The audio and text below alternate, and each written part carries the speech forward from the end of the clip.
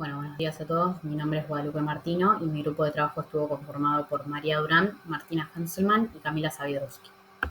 Nuestro grupo llevó a cabo un experimento que permite estudiar experimentalmente la generación de campos magnéticos por corrientes eléctricas y a su vez fuimos capaces de analizar su comportamiento para luego ser comparado con la teoría ya existente.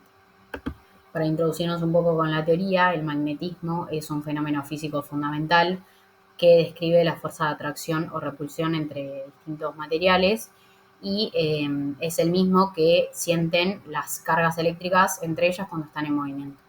Es una de las cuatro fuerzas fundamentales de la naturaleza y por esto surge el término de campo magnético generado por movimiento de cargas eléctricas. Al movimiento de cargas eléctricas se lo denomina corriente eléctrica y esta corriente lo que hace es generar un campo magnético alrededor de ella que su valor y su dirección van a estar dependiendo de la distribución espacial de la corriente. Para conocer el valor del campo magnético que genera un elemento que conlleva corriente, surgió la ley de Biot-Savart. Esta ley se describe de la forma que se muestra en pantalla y lo que dice es que un segmento de corriente genera campo magnético y el valor de esta va a ser proporcional a la magnitud de la corriente, al producto vectorial entre el elemento de longitud y el vector que une el punto del elemento de corriente con el punto donde queremos saber el campo magnético, y es inversamente proporcional al cuadrado de la distancia. Mu0 es la permeabilidad magnética del vacío y es constante, vale 4pi por 10 a la menos 7 Tesla por metro sobre amper. Y bueno, con esto entonces somos capaces de obtener el diferencial de campo magnético generado por un elemento que conlleva corriente. Cuando el elemento por el que circula corriente es una bobina circular de radio A mucho mayor a su longitud, vamos a ser capaces de obtener el valor del campo magnético en cualquier punto de su eje de simetría si lo que hacemos es integrar la contribución de cada elemento de corriente de la espira siguiendo la ley de Biot-Savart. Entonces, si hacemos esto, vamos a llegar a la fórmula que se muestra en pantalla que describe el comportamiento del campo magnético y cómo va variando dependiendo del punto donde estemos parados en nuestro eje de simetría. Siendo B0 el valor máximo al que llega el campo magnético generado por la espira, que es en el centro de esa espira.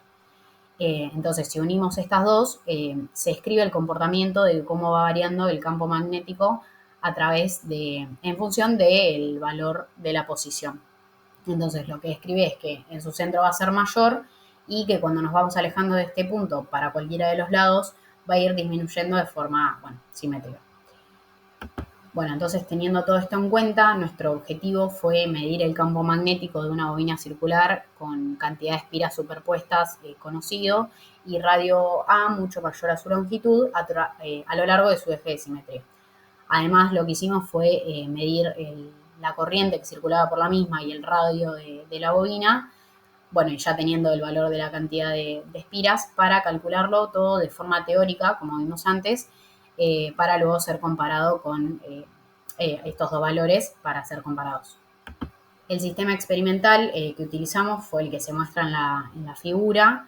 Nosotros teníamos una bobina circular de radio A y cantidad de espiras superpuestas ya conocido.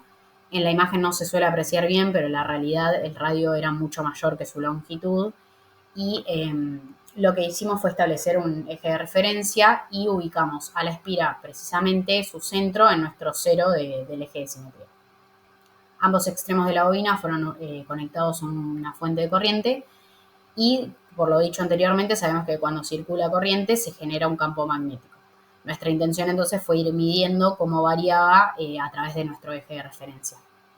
Entonces, por lo que dije antes, fuimos midiendo el campo magnético alrededor del eje de referencia. Comenzamos 30 centímetros de un lado hasta llegar al cero y seguimos desde el cero hasta 30 centímetros después.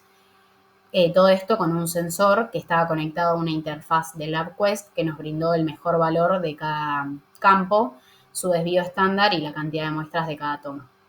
Todo esto fue registrado en Microsoft Excel. Y además lo que hicimos fue medir el B teórico teniendo en cuenta que habíamos medido la corriente con su mejor valor el radio con su mejor valor también, la cantidad de espiras era conocida y mu0 es una constante.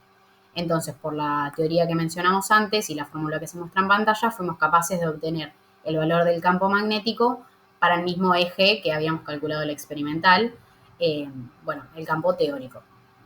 Como dije antes, entonces todos estos datos, ya sea el experimental y el teórico, fueron todos pasados a Excel, a Microsoft Excel, y pudiendo entonces graficar ambas partes, ya sea la teórica y la experimental, en un mismo gráfico para ser comparadas. Bueno, en esta diapositiva lo que se muestra es lo que obtuvimos en Microsoft Excel, en el gráfico del campo magnético en función de nuestro eje de simetrías. En rojo y en círculo se encuentra la parte experimental con sus respectivas barras de error y en azul y en línea la parte teórica. Como vemos, se relacionan bastante bien. Bueno, para ir concluyendo entonces, el campo magnético experimental medido presenta su valor máximo en el centro de la bobina y luego va disminuyendo cuando nos alejamos y disminuye de forma asimétrica, que era lo que habíamos dicho en la teoría. Y además, cuando lo comparamos con el campo magnético teórico, podemos ver que también se maneja de la misma manera. Tiene su máximo en el centro y luego va disminuyendo de forma simétrica, por lo que podemos decir que hay una excelente concordancia entre ambos y que nuestro experimento se ajusta al modelo teórico utilizado. Sí es verdad que hay pequeñas desviaciones, más que nada en la parte del centro de la bobina, pero creemos que es por errores sistemáticos de medición, algunas limitaciones del sensor o capaz alguna imprecisión cuando quisimos ubicar el centro de la bobina en nuestro cero del eje de simetría. Igualmente, teniendo todo esto en cuenta, podemos decir que nuestro experimento sigue exactamente las teorías ya establecidas y que se demuestra bastante con el gráfico que obtuvimos. Esta fue la bibliografía que utilizamos para la presentación. Bueno, muchas gracias por escucharme y cualquier duda quedo a su disposición. Muchas gracias.